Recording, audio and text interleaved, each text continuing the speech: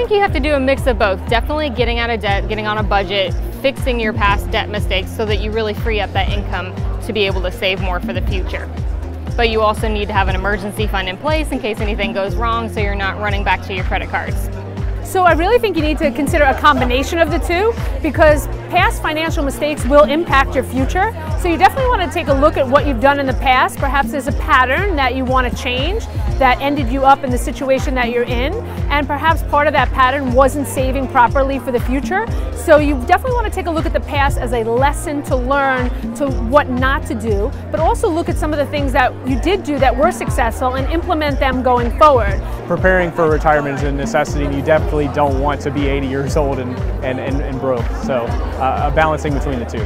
Because interest rates are stealing from you what you could put into retirement. I think for people currently in debt, in their 30s or 40s, there's a lot of variables, so it really depends on their current situation, how much debt they have. I like to think if you focus on paying off debt, you can get that done quickly, hopefully quickly. Make sure your high interest debt is paid off, because you're never going to make that up in the market, right? I think it's important first to have an emergency fund. Make sure that you have that buffer so you're not constantly getting hit and put into debt.